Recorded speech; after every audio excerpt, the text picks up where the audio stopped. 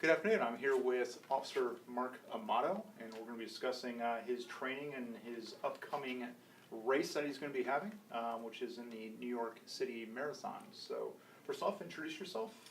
Officer Mark Amato, going on 6 years now with the Cape Coral Police Department down in sunny Cape Coral, Florida.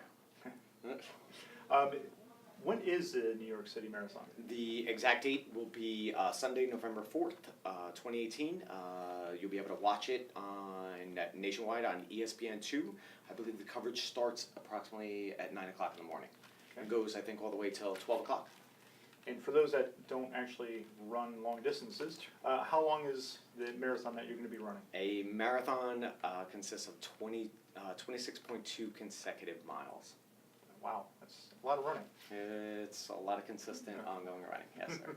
So what have you done to prepare yourself for this marathon? I've had anywhere, my plan has been a marathon training plan, anywhere between 13 to 16 weeks, consistently running 6 days a week, approximately different sets and types between tempo, pace runs, long runs, speed work, a multitude of different things.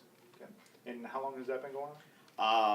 13 to 16 weeks, depending upon how you come off one training cycle and move on to the next one. And that's just to prepare for this Just one for marathon? this one race. Okay. Just for this one. What other types of marathons or training or actual events have you participated Sure. in? Throughout the entire year, I've done the Walt Disney World Marathon, the Miami Marathon, San Francisco, and now this will be, I believe, my fourth marathon this year alone, which will be the New York City Marathon. Completed a bunch of half marathons as well, specifically the Brooklyn Half Marathon, which was always fun. It's New York City. And then also Ironman Chattanooga, which was the end of 2017, and then within 6 months did Ironman Texas as well.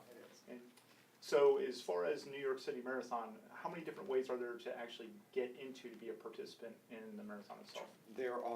There's three specific ways to get in. New York City and Boston are two fantastic races. Boston is the creme de la creme. It is the elite of the elite field. New York City is literally the greatest race in the world. There is nothing better. To get into the race is one, either by the lottery, okay, which is just a random selection that comes out and they select your name. Two would be making a charity donation to get in, and three would be by obtaining a qualifying time, which those standards are better than and more intense than Boston. Okay. And how did you get in? I got in after 6 years of waiting. I got in via a lottery selection spot. So for me, being from the metro area and the New York City area, it's very humbling and super special for me to go home and race in such a spectacular race. I'm sure it is. With all this training that you're doing, do you think that any of this helps you in your current profession being law enforcement? Absolutely. Constantly, there's so many things that you could say of, obviously, police fitness and taking that being the utmost important thing, especially in our daily grind. We work 12-hour days, literally, especially being in Florida, 98 degrees, 80 to 98 degrees constantly. So endurance-wise, everything, it just continues to help me be a better officer, and especially be a better officer for the citizens of Cape Coral. And apparently the weather's going to be much better than it is here. It will be hopefully a beautiful 53 degrees and sunny, which is, for runners, it is absolutely fantastic. And has your diet had to change due to the training? My diet consists of, I am a 100% vegan all day, every day. So it blows people's mind on that I am a vegan and that I do all this intense endurance, being an endurance athlete, and also being a cop as well. They're like, how can you be a vegan? How can you be a vegan? And that's... Which means no donuts. No donuts. So we wish everybody who loves donuts all the best, and you can enjoy them. It's just, I just walk past them. That's it. So. Very nice. So this is a very exciting moment in your life as far as being able to participate in the New York City Marathon. Yes. Especially from being from there, and of course such a huge event. Do you know how many participants are usually involved? Normally for this event, there will be anywhere between, I'd say 50 to 55,000 on the low end, possibly 60,000 participants.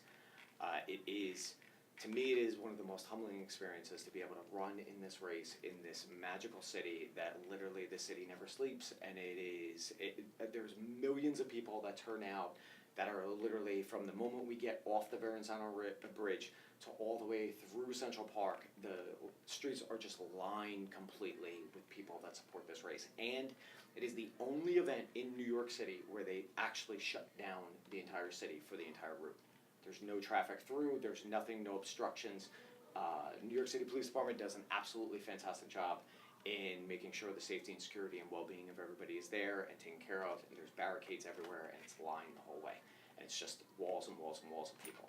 And watching it on TV is as emotional, moving as being there, experiencing it yourself. So for me, being able to grow up there my entire life, see it on TV, be there, now being able to finally run it, it's a very special thing.